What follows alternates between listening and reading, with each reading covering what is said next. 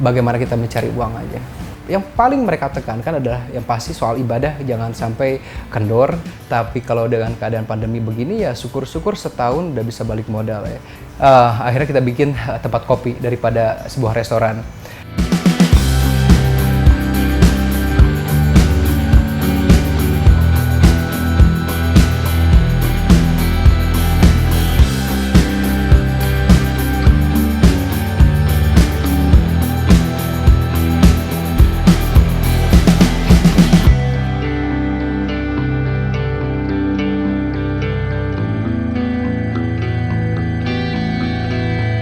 Kalau dibilang besar nggak juga ya, karena banyak lebih besar daripada Kopi Bro.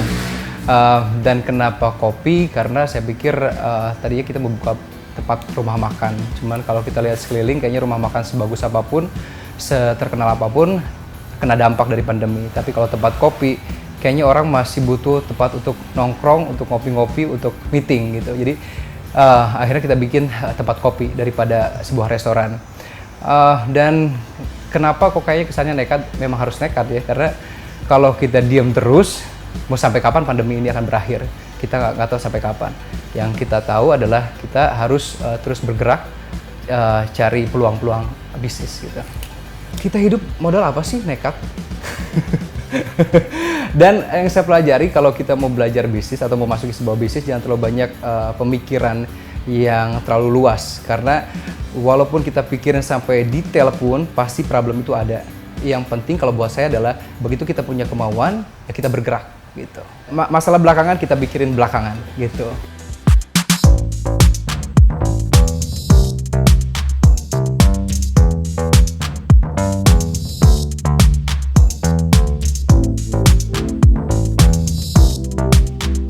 Kalau kemarin masih bisa kita untuk nongkrong-nongkrong ya. Cuman kalau sekarang karena PPKM level 4, kemarin sempat kita tutup dulu selama sebulan sambil kita renovasi. Masih tetap bisa kita untuk nongkrong, bisa, cuma memang waktunya memang nggak terlalu leluasa seperti kemarin-kemarin ya. Dan kita bikin juga karena ada pertimbangan-pertimbangan khusus lah gitu.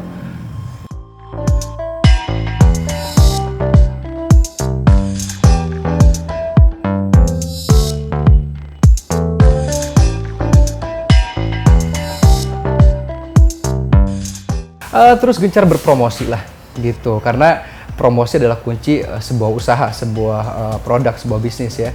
Jadi kita memanfaatkan fasilitas media sosial yang ada, yang saya punya, terus juga banyak diperbaharui dari segi fotonya atau video dari sebuah produknya gitu kan. Jadi lebih menarik untuk orang datang ke sini. Dan banyak perubahan dari mulai tempat juga kita banyak renov, terus juga dari mulai strategi marketing juga lebih diperluas lagi sekarang gitu. Ya, banyak ruangan terbuka, terus juga ruangan tertutupnya ada di lantai bawah, lantai atas juga ada, tapi kemarin itu ruangan terbukanya nggak terlalu banyak, kalau sekarang diperbanyak lagi. Karena orang lebih nyaman kayaknya untuk sekarang ini pengen nongkrong tapi ruangannya yang terbuka gitu.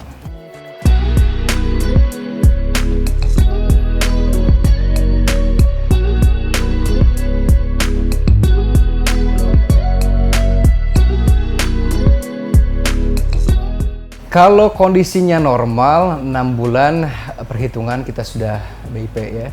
Tapi kalau dengan keadaan pandemi begini ya syukur-syukur setahun udah bisa balik modal ya. Mudah-mudahan nggak ada lagi PPKM, mudah-mudahan nggak ada lagi peraturan-peraturan yang tidak memperbolehkan orang untuk nongkrong di kafe gitu.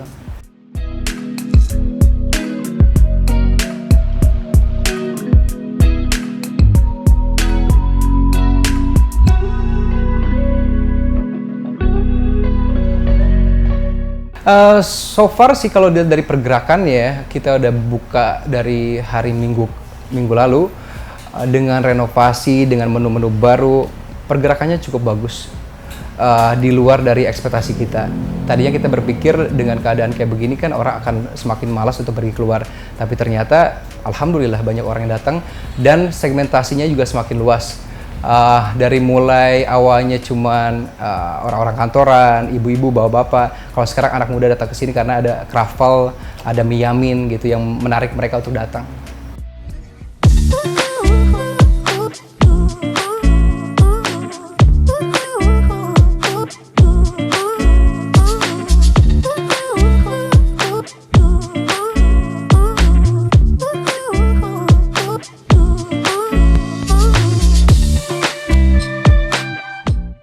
Sebenarnya kalau saya punya prinsip dalam kita mengerjakan sesuatu harus ada nilai ibadahnya buat orang, ada nilai, ada maksud baiknya gitu kan, selain dari mencari uang tentunya ya, tapi ada misi yang kita bisa jalankan di situ.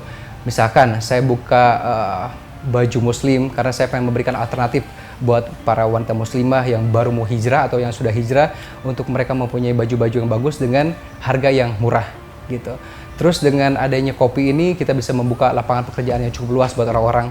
Juga dengan pendapatan yang kita punya, kita bisa memberikan sedikit makanan buat orang-orang.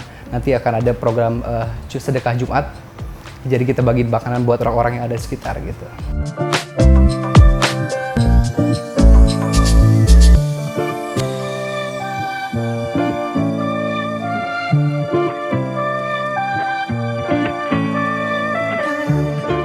Nekat aja, tapi nekat juga jangan sembarangan nekat tanpa kita mempunyai ilmu yang mendasar gitu. Artinya kita sebelum memulai sebuah bisnis juga kita harus tahu dulu bisnis apa yang akan kita kerjakan, saingannya siapa aja, target marketnya bagaimana, lalu kita membentuk sebuah tim dan kita diskusikan dengan tim tersebut, udah jalan gitu. Kalau buat saya sih jangan terlalu banyak berpikir di awal.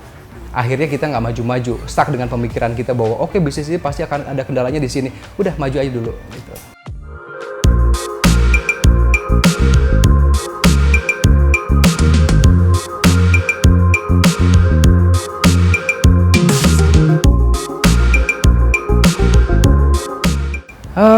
Sampai saat ini banyak sekali tawaran yang ingin saya masuk ke dalam partai politik dan bergabung di politik. Cuman saya belum berpikir sampai ke arah sana karena saya baru tertarik dengan dunia politik ini pun sejak Pilpres kemarin.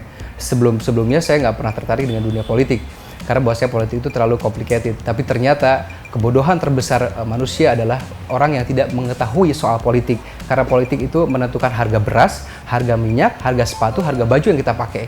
Jadi kita harus tahu soal politik. Tapi kalau untuk terjun langsung ke politik, kayaknya untuk sekarang nggak dulu gitu. Karena saya masih sibuk dengan bisnis ini, juga masih baru ya, masih harus banyak difokusin di sini. Gitu. Sampai sekarang saya nggak pernah berpikiran untuk masuk ke politik, menyalurkan aspirasi rakyat atau menjadi wakil rakyat. Nggak ada kepikiran sih. Tapi kalau kemungkinan kedepannya ya kita nggak pernah tahu ya, karena kan setiap hari kehidupan pasti berubah ya. Kita nggak pernah tahu kemana kita akan melangkah gitu. Sebenarnya kita punya cukup modal untuk maju ke ranah politik ya, dengan nama yang kita sudah bangun selama ini, orang juga semakin kenal. Karena kalau pemilihan politik itu kan nggak lepas dari sebuah popularitas, dan kita sudah punya itu. Jadi kita tinggal bilang iya, ya insya Allah akan dapat. Apalagi kita calon di daerah yang kita lahir ya, di mana orang-orang sudah kenal dengan sosok kita. Cuman kalau buat saya sih, kalau cuma mengandalkan popularitas tanpa kita juga tidak mengerti ilmunya, akan repot nanti. Kasihan rakyat yang kita pimpin atau orang yang memilih kita nantinya gitu.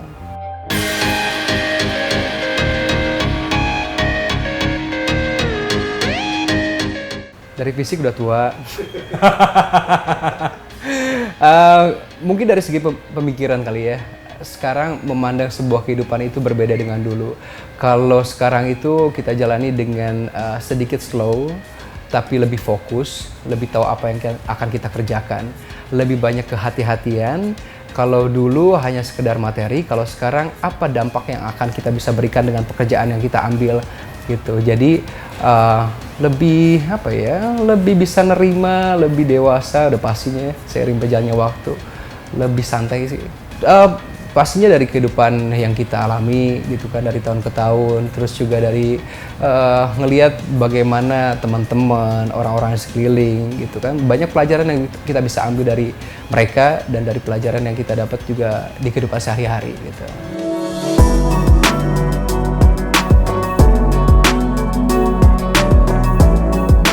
Gak ada tokoh atau seseorang yang ini ya, cuma belajar dari orang tua paling ya, orang tua bagaimana mereka menjadi sosok orang tua, bagaimana mereka memberikan nasihat-nasihat dan memberikan contoh dalam kehidupan nyata buat kita gitu kan, bagaimana mereka berperilaku. Itu yang membuat kita, oh ternyata memang apa yang diomongin sama orang tua itu memang itu adalah sebuah kebenaran gitu kan, yang memang harus kita lakukan gitu.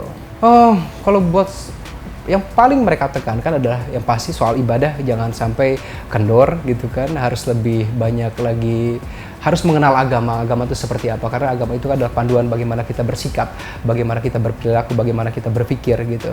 Kalau yang kecilnya dalam hidup, kalau bisa bermanfaat buat orang banyak, jangan sampai merugikan orang gitu. Itu yang saya selalu ingat pesan dari mama sama papa.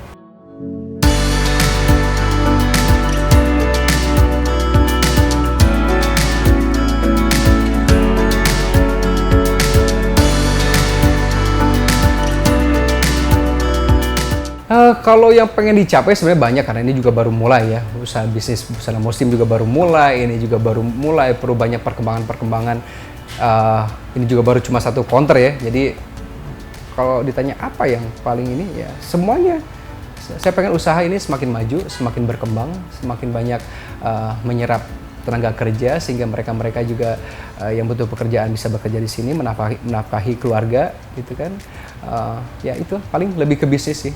Kalau masalah kehidupan pribadi nggak usah dibahas, karena kita juga tahu bahwa manusia pasti inginnya tuh mempunyai keluarga gitu kan. Kalau itu kan udah sebuah kewajiban dan harus nggak perlu dibahas lagi gitu ya. Gitu. Kalau masalah menikah, punya anak, itu udah pastilah kewajiban kita sebagai manusia ya. Nah, tapi lebih ke, kalau saya sih mikirnya bagaimana kita mencari uang aja.